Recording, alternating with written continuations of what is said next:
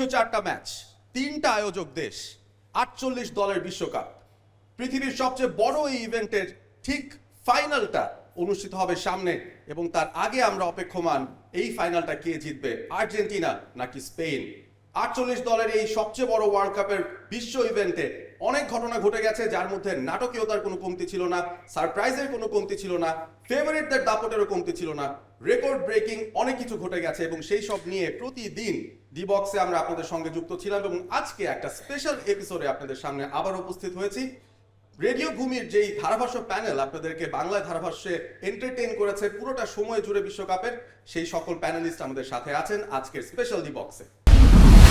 চাই শুরু থেকেই আমার ডান দিকে সবচেয়ে দূরে যিনি রয়েছেন প্রান্তর দাস অনয়, সাথে রয়েছেন শামসুল ইসলাম, সাথে আছেন মাহবুবুর রহমান, আমার বাম প্রান্তে রয়েছেন কামরুজ্জামান এবং সেই সাথে জামিলুর রহমান। আমরা সবাই আপনাদের সঙ্গে বিভিন্ন সময় এসে উপস্থিত হয়ে পুরো বিশ্বকাপের আয়োজন নিয়ে আলোচনা করেছি, এবং আজকে একটা র্যাপ আপ সেশনে আমরা সবাই একসঙ্গে আপনাদের সামনে উপস্থিত হয়েছি। শুরু থেকে চলে যাই গ্রুপ পর্বে কি ঘটেছিল, এবং গ্রুপ পর্বের সেই ঘটনার বর্ণনা দেওয়ার জন্য আমি মাহবুবুর রহমান ভাইকে আমন্ত্রণ জানাচ্ছি। গ্রুপ পর্বে আসলে কি সারপ্রাইজ দেখলাম, কি ডমিনেশন দেখলাম টিমগুলোর কাছ থেকে? ধন্যবাদ। সেই দীর্ঘ যাত্রায় শুরু থেকেই রেডিও ভূমি যেভাবে প্রচার প্রসার করেছে সেটা আমাদের জন্য একটা চমৎকার একটা অভিজ্ঞতা ছিল, এবং আমি অবশ্যই সেই অভিজ্ঞতাটা শেয়ার করতে এভাবে চাই। দুর্দান্ত পারফরমেন্স প্রতিটি দল করেছে, প্রত্যাশা অনুযায়ী প্রতিটি দল রাউন্ড অফ 32 রাউন্ড অফ 16-এ খেলেছেন, কোনো সন্দেহ নেই। তারপরেও যে কয়েকটি স্মরণীয় ঘটনা, সেটা হচ্ছে কেপ ভার্দের মতো দল স্পেনের মতো দলকে রুখে দিয়েছে। সেই রুখাটা প্রত্যেকটা দর্শকের হৃদয় কেড়েছে, এবং প্রতিটি ম্যাচে তারা ড্র করে রাউন্ড অফ 32-তে খেলেছে। আর্জেন্টিনার মতো দলের সাথেও তারা কিন্তু অসাধারণ খেলেছে। হাইতির কথা বলবো, তারপরে রয়েছে কুরাসাও, তারাও কিন্তু অসাধারণ খেলেছে। প্রথম পর্বের প্রতিটি খেলার মধ্যেই ছোট দলগুলো দুর্দান্ত পারফরমেন্স করেছে, সেটা প্রত্যেকের দৃষ্টি আকর্ষণ করেছে। রাউন্ড অফ 32 মানে আলাদা একটা নতুন রাউন্ড, এর আগে কিন্তু বিশ্বকাপে কোনোদিন হয়নি, এবং যেহেতু 48 দল ছিল, হিসেব কিন্তু থাকে 24টা দল টপ 2 হিসেবে শেষ করবে 12টা গ্রুপ থেকে। বাকি 8টা দল কিভাবে আসলো? বিভিন্ন গ্রুপ থেকে তৃতীয় বেস্ট টিম কিন্তু এই রাউন্ড অফ 32-তে অংশগ্রহণ করেছে, এবং রাউন্ড অফ 32-তেও ঘটেছে অনেক অনেক মজার গল্প। সেই গল্পগুলোই আমি জানতে চাই শামসুল ইসলামের কাছে, কি হয়েছিল রাউন্ড অফ 32-তে? ধন্যবাদ পারভেজ। ডেফিনেটলি এটা একটা নতুন নকআউট স্টেজ ছিল এবারে বিশ্বকাপে, যেহেতু দল বেড়েছে, নাম্বার অফ ম্যাচেস বেড়ে গিয়েছিল। সো আমরা দেখেছি যে রাউন্ড অফ 32-এ ওঠার জন্যে ইরানের সেই প্রাণান্তকর চেষ্টা ছিল, কিন্তু অস্ট্রিয়া আলজেরিয়া ম্যাচটা ফলাফল নির্ধারিত হয়ে যাওয়ায় ইরানের কপাল পড়েছে। এরকম অনেক দলই ভাগ্য বিড়ম্বনায় পড়েছিল, বেস্ট থার্ড হয়ে রাউন্ড অফ 32-তে যাবার যথেষ্ট সুযোগ থাকা সত্ত্বেও। এবং রাউন্ড অফ 32-এ আমার মনে হয় আরেকটা সিগনিফিক্যান্ট দিক ছিল, 4বারের চ্যাম্পিয়ন, 4বারের runners up, most successful team world কাপে জার্মানি, তাদের বিদায় নেওয়াটা প্যারাগুয়ের সাথে টাই ব্রেকারে গিয়ে। সব মিলিয়ে অন্যান্য ম্যাচগুলোতে প্রত্যাশিত দলগুলোই জয় পেয়েছে এবং নেক্সট রাউন্ড অফ 16-এ উত্তীর্ণ হয়েছিল। It was an exciting moment. Radio ভূমির কমেন্ট্রি প্যানেলের সদস্য হিসেবে আমরা প্রতিটি ম্যাচ খুব ক্লোজলি মনিটর করেছি, এনজয় করেছি, এবং প্রবাবলি আমাদের শ্রোতা দর্শকরাও এনজয় করেছেন। রাউন্ড অফ 32 পর রাউন্ড অফ 16, কিন্তু তারপর ছিল quarter final, semifinal. Quarter final সেমিফাইনালে যেতে হলে তো আগে রাউন্ড অফ 16টা পার করতে হবে। সেই রাউন্ড অফ 16-এ ব্রাজিল চলে গিয়েছিল। ব্রাজিলের জার্সি পরে আছেন প্রান্তর দাস অনয়, বলুন কি হয়েছিল রাউন্ড অফ 16-এ? যা হওয়ার তাই হয়েছে। রাউন্ড অফ 16-এ ব্রাজিল সবসময় আমরা দেখি যে ইউরোপিয়ান দলগুলোর কাছে পরাজিত হয়, এবং সেই ইউরোপিয়ান একটা দল নরওয়ে, যারা কিনা 28 বছর পরে বিশ্বকাপ খেলতে এসেছিল, সেই নরওয়ের কাছে শেষ পর্যন্ত তারা কিন্তু 2-1 ব্যবধানে হেরে যায়। সেখানে নেইমার লাস্ট পর্যন্ত নেমে পেনাল্টিতে একটা গোল করলেও সেটা শুধুমাত্র তাদের দুঃখটা কমায় একটু, এছাড়া আর কিছু নয়। সো ব্রাজিলের সেই দুঃখ কথাটা কন্টিনিউ করছে, এবং সেই 2002 সালের পরে এখনও ব্রাজিল কিন্তু সেই ষষ্ঠ শিরোপাটা খুঁজে বেড়াচ্ছে। তারপরে যদি যাই, সবচেয়ে হাইপড ম্যাচ ছিল সেখানে আর্জেন্টিনা মিশর, এবং আর্জেন্টিনার যতটা ইজিলি এই ম্যাচটা জয় করা সম্ভব ছিল, একটু ঘুরিয়ে পিছিয়ে কষ্ট করে তারা শেষ পর্যন্ত এই ইজিপ্ট বাধাটা পার করেছে। এবং তারপরে যদি আমি বলি ইংল্যান্ড এবং মেক্সিকো, এই ম্যাচটা ছিল একটা দুর্দান্ত নার্ভের পরীক্ষা, এবং ইংল্যান্ড হাই অল্টিটিউড এবং তার পাশাপাশি তাদের সেই পুরনো ঐতিহ্য আজতেকা স্টেডিয়ামে সবকিছুকে পার করে কিভাবে জয়লাভ করে সেটাই দেখার বিষয় ছিল। বাট সেখানে বেলিংহাম বীরত্বে ইংল্যান্ড কিন্তু দুর্দান্ত একটা জয় পায়। এবং তার পাশাপাশি মরক্কো কানাডার কথা যদি বলতে হয়, সেখানে মরক্কো 3-0 ব্যবধানে কানাডাকে উড়িয়ে দিয়ে হোস্ট নেশনকে বিদায় করে দিয়ে রাউন্ড অফ 16 লড়াইটা কিন্তু বেশ ভালো মতো জমিয়ে তোলে। সো এই ছিল রাউন্ড অফ 16-এর একটা ছোট্ট র্যাপ আপ আমার তরফ থেকে। অসাধারণ। এবং এইটার পর কিন্তু আমরা দেখলাম টপ 8 যে দল কোয়ার্টার ফাইনাল খেলবে সেই জায়গায় ইউরোপের আধিক্য অনেক বেশি এবং ল্যাটিনকে রিপ্রেজেন্ট করছে শুধুমাত্র আর্জেন্টিনা। ওই কোয়ার্টার ফাইনাল সেমিফাইনাল পর্বে আসলে কি ঘটেছিল সেই বিষয়টা জানতে চাই ইন ডিটেলস মোহাম্মদ কামরুজ্জামানের কাছে। ধন্যবাদ।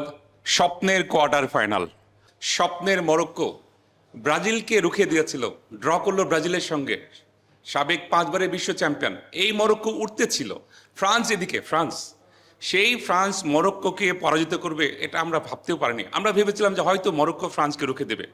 দ্বিতীয় কোয়ার্টার ফাইনাল কে ছিল? Spain versus Belgium. বেলজিয়াম এত ভালো একটা টিম, কিন্তু এই স্পেনও কিন্তু বিশ্ব চ্যাম্পিয়ন হয়েছে। স্পেন প্রথম গোল এই বিশ্বকাপে হজম করে বেলজিয়ামের কাছে। বেলজিয়াম পরাজিত হয় স্পেনের কাছে 2-1 গোলে।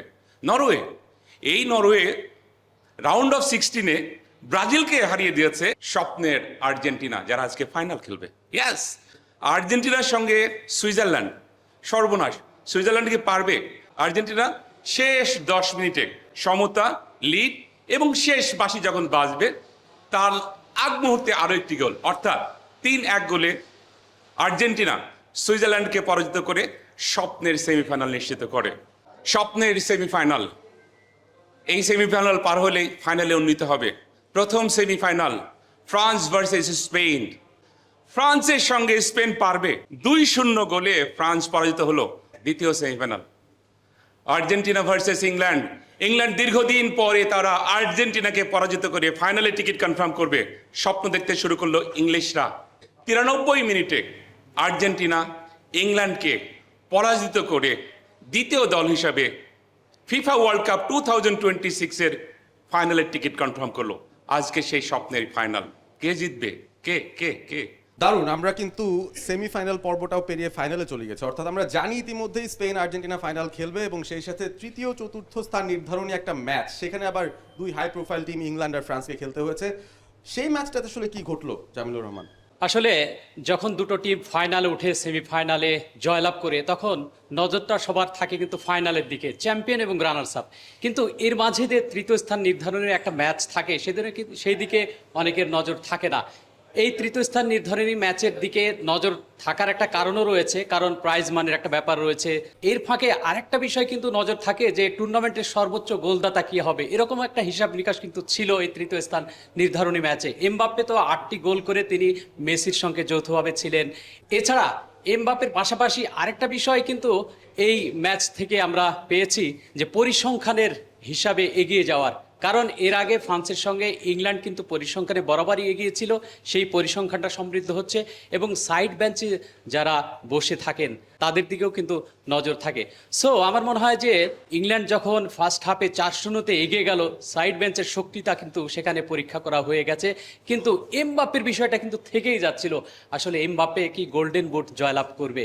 সেকেন্ড হাফে এমবাপ্পে পরপর 2টি গোল করে তিনি বিশ্বকাপের ইতিহাসে সর্বোচ্চ গোলদাতা হয়ে গেলেন, 22টি গোল করে, পাশাপাশি 10 গোল করে এবারে বিশ্বকাপে গোল্ডেন বুটের রেসে কিন্তু এককভাবে শীর্ষে উঠে গেলেন।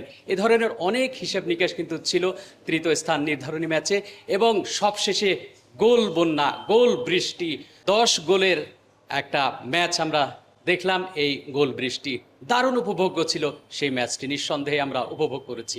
10 গোলের গোল বৃষ্টি হয়েছে। তবে ফাইনাল কি এত সহজ হবে? আমরা ফাইনালি চলে আসতে চাই, সেটার একটা ছোট্ট রিক্যাপ আমরা করতে চাই, একটা প্রিভিউ করতে চাই এই বড় ফাইনালে স্পেন ভার্সেস আর্জেন্টিনার কি কি ঘটতে পারে। আমার ডান দিকে যারা রয়েছেন সেখান থেকে শুরু করি। শামসুল ইসলাম, আপনার কাছেই প্রথম প্রশ্নে আসি। এই যে আর্জেন্টিনা স্পেন ফাইনালে উঠেছে, এই দুই দলের শক্তির জায়গাটা আপনি কোথায় দেখছেন? দুটো দলেরই। লাতিন ভার্সেস ইউরোপ, তার লড়াই। মেসি ভার্সেস ইয়ামাল, তার লড়াই। কে জিতবে এবারের ফাইনাল? এইরকম প্রশ্ন পুরো ফুটবল বিশ্ব তথা সমগ্র বিশ্বেই ঘুরপাক খাচ্ছে, ঘুরে বেড়াচ্ছে। সবার মুখে মুখে একটাই প্রশ্ন, কে জিতবে এবারের বিশ্বকাপ? ব্যক্তিগতভাবে আমার মনে হয় যে ম্যাজিক্যাল মেসির উপস্থিতি আর্জেন্টিনাকে এক ধাপ এগিয়ে রাখছে। ডিফেন্স লাইন ওয়াইজ স্পেন দুর্দান্ত, 7 ম্যাচে 6টায় ক্লিন শিট রাখতে সক্ষম হয়েছেন স্প্যানিশ গোলকিপার। এমি মার্টিনেজ গত আসরের মতো সুপার পিক ফর্মে নেই। ব্যাটল অফ ফুটবল হবে, দারুণ লড়াই হবে এবং লড়াই শেষে ফাইনালি আর্জেন্টিনাকে থিন এজে এগিয়ে রাখছি। দুই দলের শক্তির কথা আমরা বলছিলাম। স্পেনের ডিফেন্স শক্তিশালী, আর্জেন্টিনার অ্যাটাক শক্তিশালী, বোধহয় ব্যাপারটা সেভাবেই দাঁড়ায়। প্রান্তর দাসের কাছে আমার পরবর্তী প্রশ্ন, যদি হাইলাইট করে দুটো প্লেয়ারের নাম বলতে বলি দুই দল থেকে, তাহলে কাকে আপনি রাখবেন ফাইনালে যারা আলো কাটতে পারেন? দেখুন, মেসির উপরে আর কোনো কথা নেই। ডেফিনেটলি আর্জেন্টিনা বড় ভরসা এই মেসি, এবং অপরদিকে স্পেনের সেখানে অবশ্যই লামিন ইয়ামাল। সো বার্সেলোনার অতীত এবং বার্সেলোনার বর্তমান এবং ভবিষ্যৎ, এই দুইজনের লড়াইটা হলেও মূল লড়াইটা কিন্তু হবে সেই মিডফিল্ড, এবং সেই মিডফিল্ড জয়ে যে কিনা এগিয়ে থাকবে আমার মনে হয় সেই দলটাই এই বিশ্বকাপটা জিতে নেবে। বিকজ স্পেনের মিডফিল্ডে সবাই জানে যে বার্সেলোনার একটা সেটআপে খেলে কিভাবে এই আর্জেন্টিনাকে রুখতে হয়, আবার আর্জেন্টিনার সেই মিডফিল্ড সেটআপে সবাই কিন্তু জানে যে স্পেনের মিডফিল্ডকে কিভাবে নিষ্ক্রিয় করতে হয়। সো স্পেন যেমন শুধুমাত্র লামিন ইয়ামাল নয়, আর্জেন্টিনা আমার কাছে এই ম্যাচের জন্য ডেফিনেটলি শুধুমাত্র লিওনেল মেসি নয়, সেখানে হুলিয়ান আলভারেজ আছেন, ম্যাক অ্যালিস্টার আছেন, এবং সেখানে লাউতারো মার্তিনেজ যেভাবে নেমে গোল করেছেন লাস্ট ম্যাচে। সো সবাই কিন্তু উজ্জীবিত থাকবেন ডেফিনেটলি। আবার স্পেনের কথা যদি বলি, মিকেল ম্যারিনো, সেখানে ওয়ারজাবাল, সবাই কিন্তু তেতে আছেন যে এই আর্জেন্টিনার বিপক্ষে তারা জয় নিয়ে 2010কে রিপিট করবেন। So it will be the battle of two midfield heavyweight teams, যারা কিনা এই ব্যাটলটা পার করে ফরওয়ার্ডে গিয়ে গোল দেবে এবং গোল বেশি হবে অনুমিতভাবেই, তারাই জিতবে এই বিশ্বকাপ। দারুণ একটা ফাইনাল হবে এবং যেই দল ভালো খেলবে তারাই তো জিতবে। তবে পাল্লাটা কার দিকে ভারী? শামসুল ইসলাম কিন্তু মেনশন করেছেন যে আর্জেন্টিনার পক্ষে পাল্লা কিছুটা হলেও ভারী থাকতে পারে, কারণ তারা ডিফেন্ডিং চ্যাম্পিয়ন্স, তাদের অভিজ্ঞতা রয়েছে। তবে গুরু শিষ্যের যে লড়াই মেসি এবং লামিন ইয়ামালের, সেই লড়াইটা দেখার অপেক্ষা আমরা রয়েছি। এবং স্পেন দ্বিতীয়বারের মতো চ্যাম্পিয়ন হবে নাকি আর্জেন্টিনার জার্সিতে পড়বে চতুর্থ তারা, সেই ব্যাপারটাই কিন্তু আমরা জানতে পারবো আর কিছুক্ষণের মধ্যেই। এবং ডি বক্সের আজকের স্পেশাল এপিসোডটা এখানেই শেষ করছি। দেখা হবে আবারও আপনাদের সঙ্গে। ম্যাচটা এনজয় করুন এবং উদযাপন করুন বিশ্বকাপ 2026-এর উন্মাদনা।